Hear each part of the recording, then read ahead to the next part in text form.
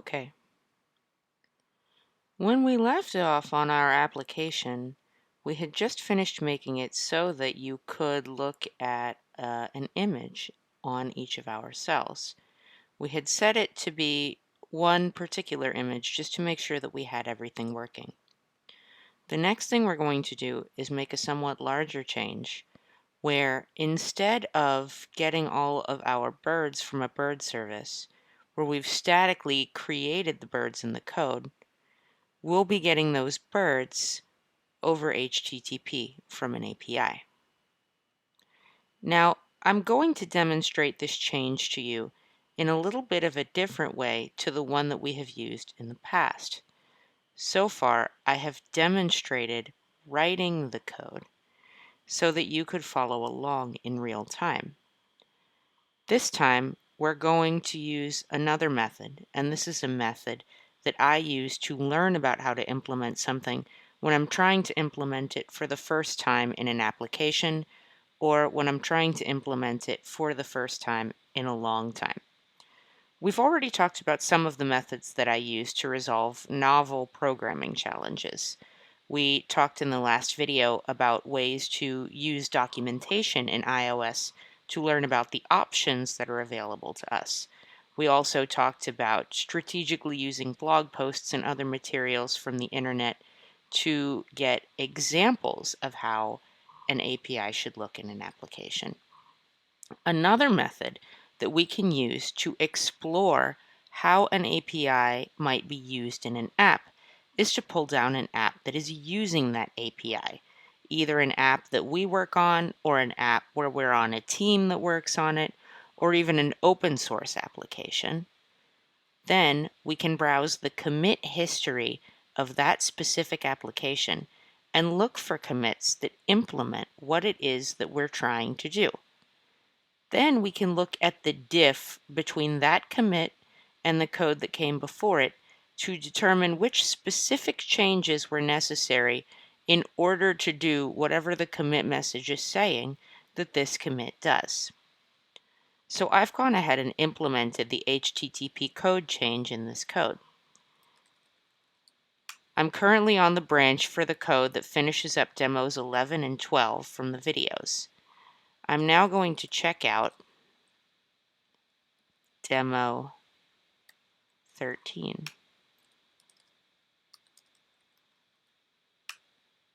Great. And we're going to look at the difference between the first commit of demo 13 and the last commit rather of demo 12. So if I show you my commits at this point, you can see that demo 13 is one commit ahead of demo 12. Here we have the last commit in demo 11-12, and here we have the one commit that separates demo 13.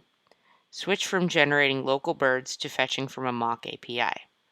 We can look at that commit message in more detail with git log-1, and we can see that in this commit I created custom errors, introduced Swift Codable and Codable customizations, and introduced the Info.plist and changes to that file.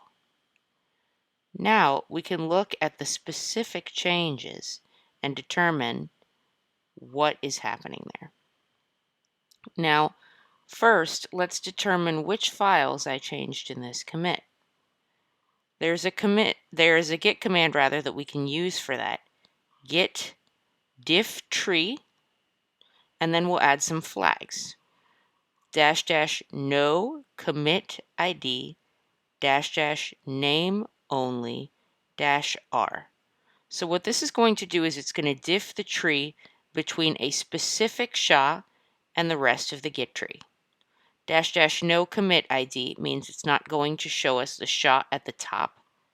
--name only means it's only going to give us the names of the files, not the specific code diffs. Otherwise, it shows us the actual code changes, and that's a little bit hard to look at in the command line. I'm going to show you another way to do that. -r means recursive, down through all of the folders. And this, of course, is the SHA representation for our commit that switches from generating local birds to fetching from a mock API.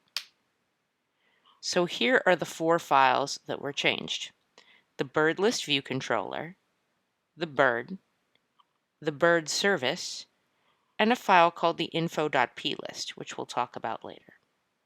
Now, like I mentioned before, we could look at the specific code changes inside of the terminal, but there are, I think, more expressive ways to look at that information. And one of them is in XCode itself.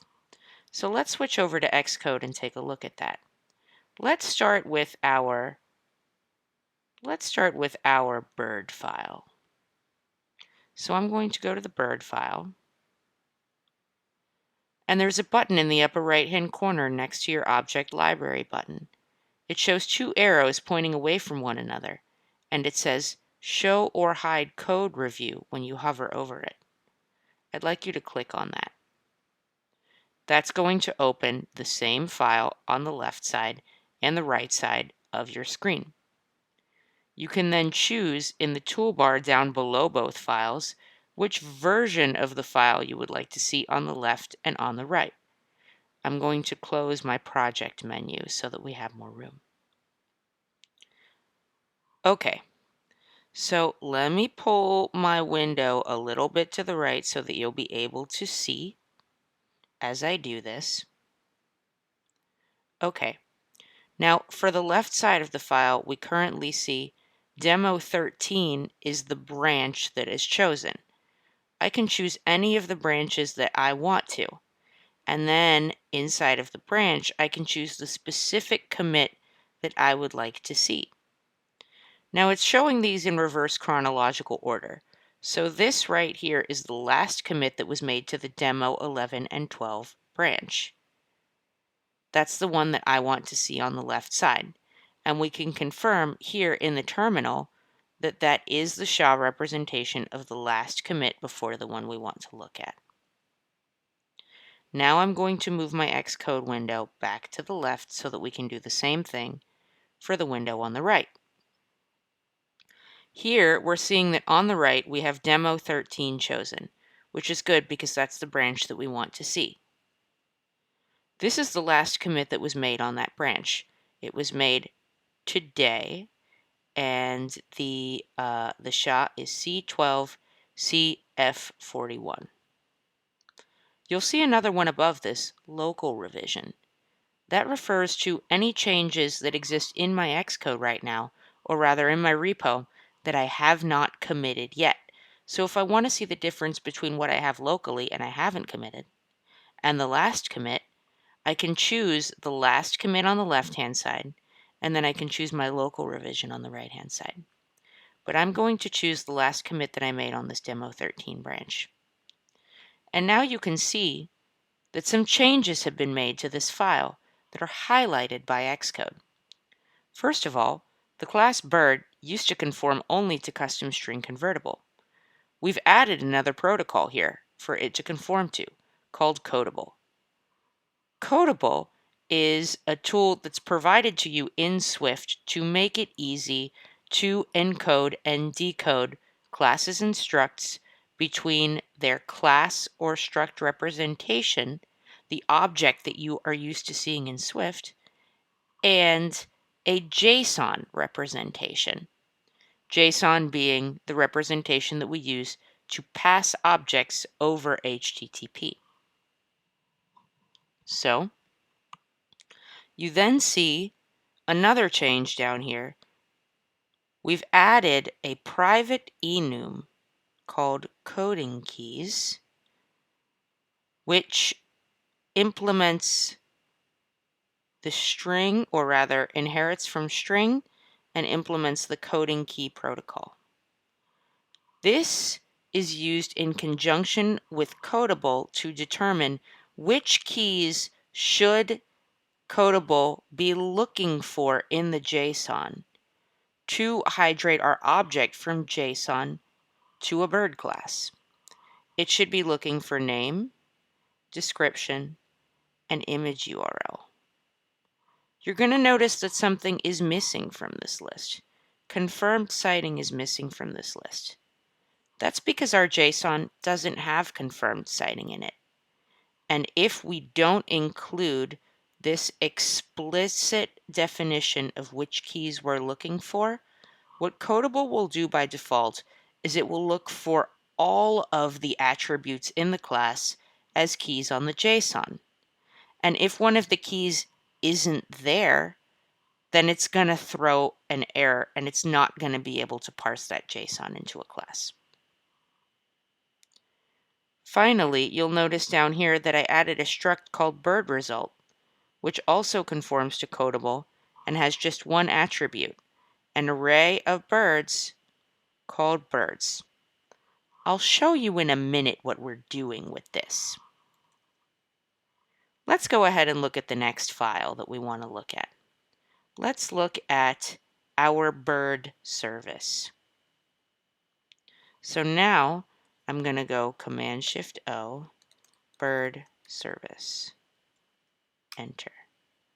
You'll notice that it preserves my left and right side views, so I can look at the changes that were made.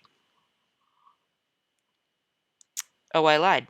It doesn't preserve my left and right side views. It preserves that we're looking at the diff, but you can see over here on the left, it is now at Demo 13 local revision, which is now what we want. I want to choose Demo 11 and 12, the last commit. There's the big change I'm looking for. So you'll notice that on the left side, we used to return an array of bird objects that we created ourselves. Let's look at what's different now on the right side. So we've added a lot of stuff. We've made a lot of changes.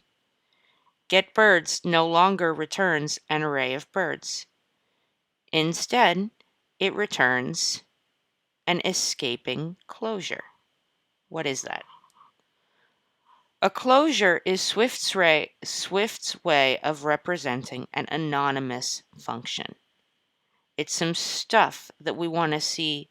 It represents a hook for where our caller can put some stuff that they want to see done without us specifying what the caller should be doing. So now GetBirds is going to take a completion handler from the caller that says, depending on what result we get back from this code, we want to do this or that. Okay, so now we're going to make our HTTP call. First, we need a URL to make our call to. We've provided a URL in the URL string right here. Let me show you what we get when we go to this URL. So this is a Mocky URL, and when I go there, I receive JSON representations of birds. Now, you'll notice that my representation here, let me make it a little bigger. It's a JSON object. It's not just a plain old array. It's a JSON object that has one attribute called birds, which contains an array of bird objects. Now it might make more sense why we have our bird result object here at the bottom of our bird class. That object is the object that Codable will use to recognize this structure in our JSON. It is going to try to decode this object as a bird result. It's going to get the birds attribute, and it's going to turn this into an array of birds. Good. So let's go back to our BirdService. And once again, I'm going to change this from Demo 13 to Demo 11 and 12, the last commit. So we send our URL string into a URL initializer, and we ensure that that initializer is able to create a URL from our string. Otherwise, we switch to the main dispatch queue, which manages our UI, and we tell it to call the completion handler that was passed in from the caller with no array of birds, and instead an error. Bird calling error.problem generating URL. That problem generating URL error comes from up here. We've created our own enum of bird calling errors that inherits from error. This allows us to name all the different errors that we can get so that we can make it clear to a potential caller what is the reason that their code isn't working. So far, we've run into the first one, problem generating URL. As we go through this code, we'll see both of the others too. So now we can assume we have a valid URL. Next, we create a URL request with that URL. This is where we could set things like the HTTP verb that we're using, or headers, or other information that we need to set on a request. We don't need any of that for our mock request. Then we call URL session.shared, which is a singleton in iOS, and we create a data task with our request. This will run asynchronously, and it possesses a closure of its own. Closure syntax is a little bit different from regular method syntax. In a regular method, we put the arguments in parentheses like this. In a closure, we put the arguments in a comma-separated situation like this, but it's not in parentheses. And we indicate the end of the arguments with the word in. It is a little bit confusing. I'm not quite sure why the decision was made for the syntax to be inconsistent here. But that's what this means, is these are the arguments that are being passed into this anonymous function. Great. Now we check to make sure that data is present from our request response and that there is no error. And if that's not the case, then we once again switch to the main dispatch queue and we tell the caller of this method to complete, once again with no data, but this time with a different error. Bird calling error.problem getting data from API. This isn't very specific. If we wanted to get more specific with this error, we might print out something from the original error right here that we're getting. But this creates the opportunity in our calling code to say there was a problem with the API, as opposed to one of the other problems that we might have with this code. So now we have seen two of our bird calling errors. Next, we're going to get to our final bird calling error. And this is where we're going to introduce do-catch syntax. So do-catch syntax is used when you're calling code that might throw an error or exception. Particularly in this case, our JSON decoder.decode line might throw an exception. So we put it inside of what we call a do block in Swift.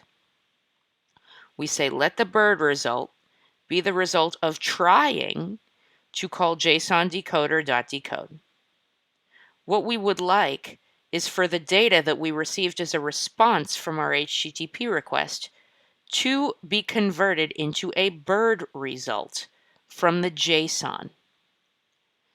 And if that doesn't work, then we're going to throw an exception that'll be caught in this catch block. So we catch it, we hang on to the error, and then we print out that error. If you were deploying this app to production, you would want to use some kind of logging solution here so that you would be able to see what the error is in an app that's been deployed. But here on our local machine, if we print the error, then we'll get to see it in our console, which will be enough for us to debug. And if that error is caught, then once again, we want to shell out to our main dispatch queue and tell our caller to complete, once again with no data, but with a new bird calling error, our final error, problem decoding the data. This is what you would get if you hadn't delineating your coding keys in the bird, because as you can see, our JSON does not include the attribute that we excluded from the coding keys, confirmed citing. Let's go back to our BirdService again. So that's all the bad news, all the different errors that we can get from this code. How about the good news? Well, in the do block, if we are able to get our bird result, our hydrated class full of birds from our data, then we shell out to the main queue again, and we say, okay, caller, I want you to complete, but this time the error is nil, and the birds inside of that bird result are your array of birds. So here, we finally get the array of birds that we're asking for in the completion handler. There's one more thing to note about the code that I have shown you, which is that it is designed to run asynchronously. We have set up this function here with URL session.shared.dataTask. We've created this entire block of code that we want to run, but we have not yet called it to run. Instead, we have stored it in this variable called task. In order to make this code actually run, we need to call task.resume. You'll see the same pattern in some other functions that we'll use in iOS later on, specifically animations. Okay, so I've shown you what's happening in this class. It's a little bit confusing and convoluted, I know.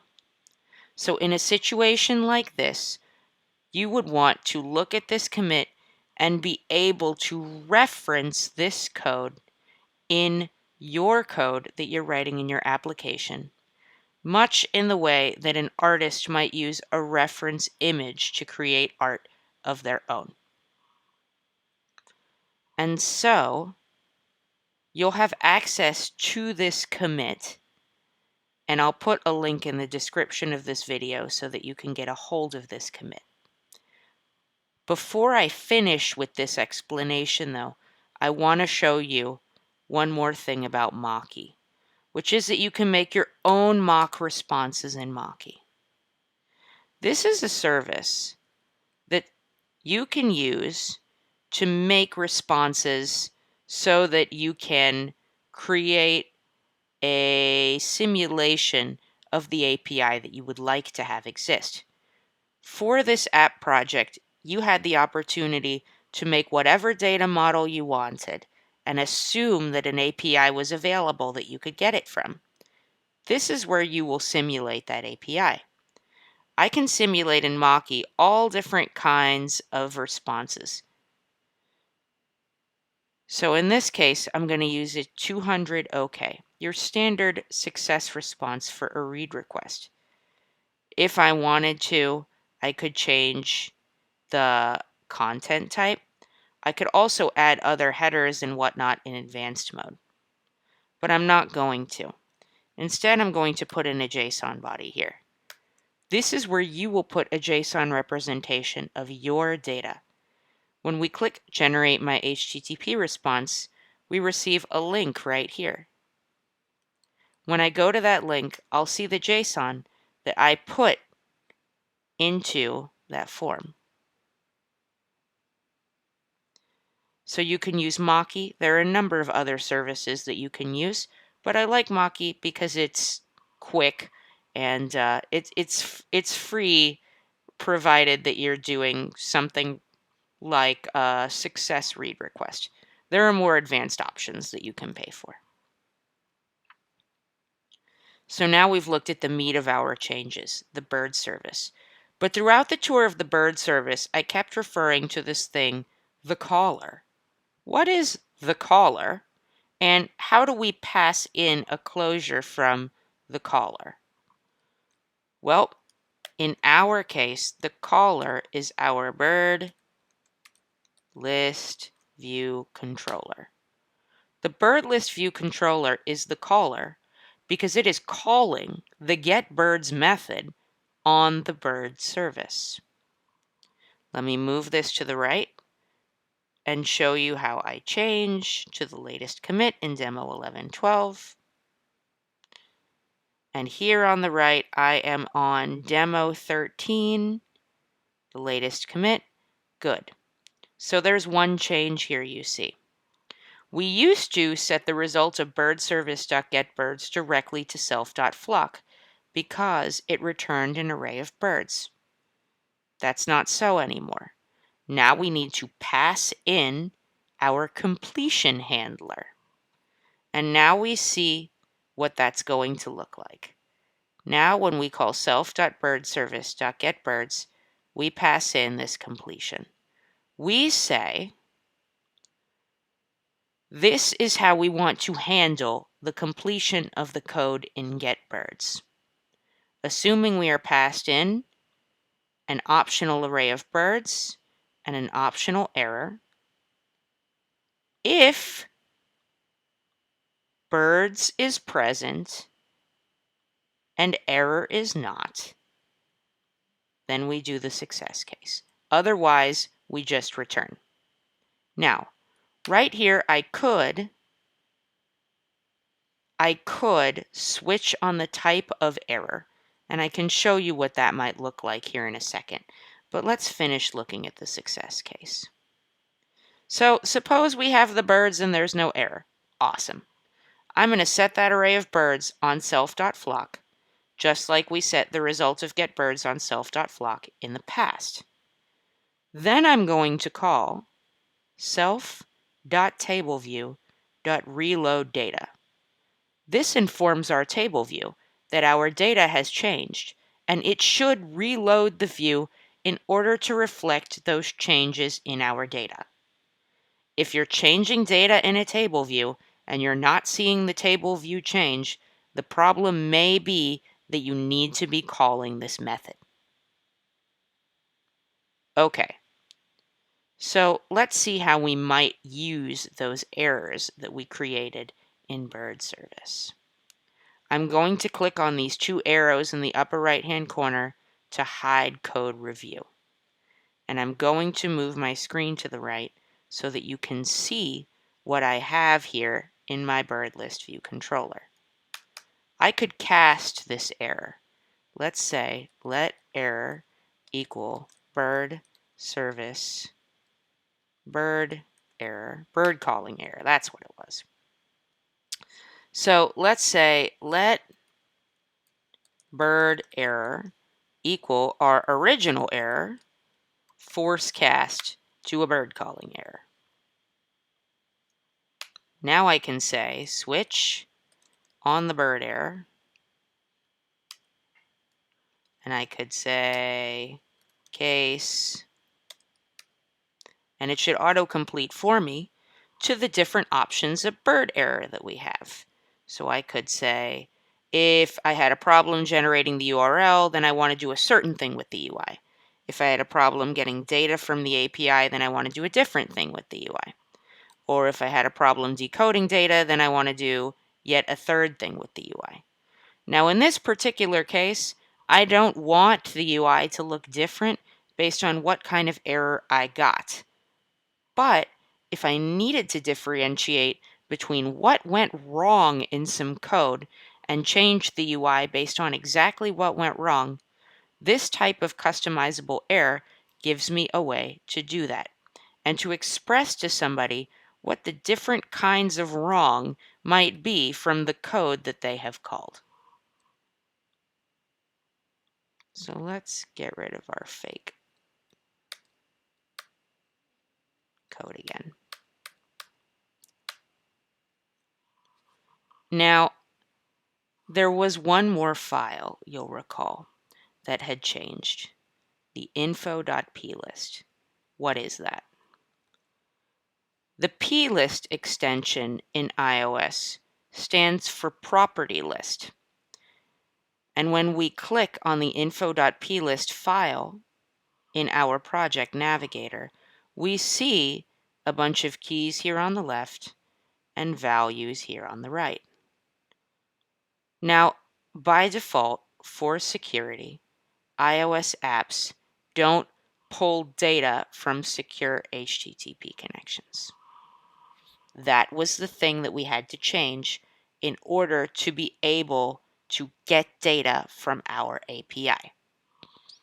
Here's what I did. Previously, before I made changes to this file, these keys were all here by default. But this key at the top, App Transport Security Settings, was not. The way that I created that was that I came up to Information Property List and I clicked right here on this plus sign in this circle. Now, it gave me some options to autocomplete. Like this, you see App Transport Security Settings here. I could autocomplete to that. It says the key you entered is already present in the dictionary. Do you want to replace the existing key value pair? Now, I would cancel here because I already have this setting set. But instead, I'm going to replace it because I want to show you what I did next. Next, I clicked on this triangle so that instead of pointing to the right, it pointed down. It looks like nothing changed except the triangle, but here's the difference. If this is pointed to the left, then when I hit the plus button next to App Transport Security Settings, it's going to try to add a sibling to App Transport Security Settings, and that's not what I want. I'm going to delete this. I want to add a child to App Transport Security Settings. So I'm going to have that point down, and then I'm going to click this same plus arrow to the right of App Transport Security Settings, and now you can see that it adds a child. The first option, Allow Arbitrary Loads, is currently set to No. This is the one that I want to change. So I'm going to change No to Yes. Those are the changes that I made to my Info.plist. Now, clearly the UI on the Info.plist is a little confusing.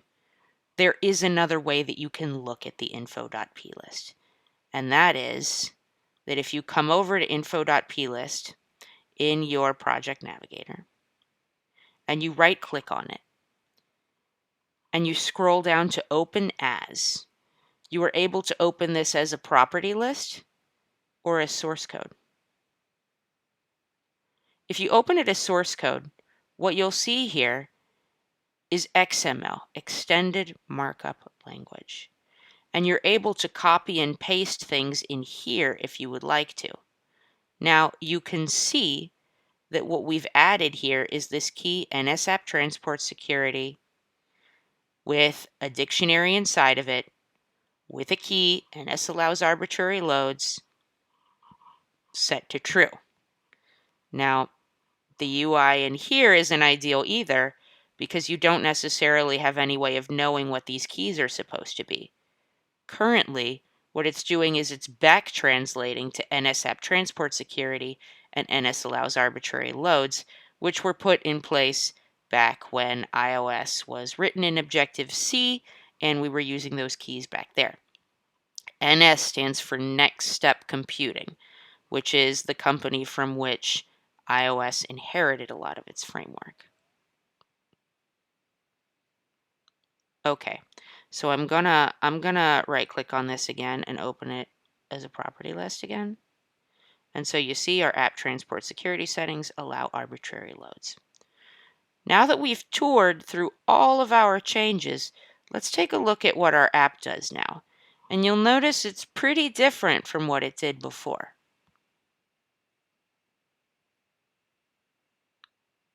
Now, our app pulls from the API. We have all of these different names for these birds, and we have these different images which load as the cells scroll into view. We can also click on any of these, and we'll see from our print statement that we made in a previous video that we get the correct bird in our detail view. So that's how we changed our code over from presenting us with a static list of birds to pulling those birds down from an external API.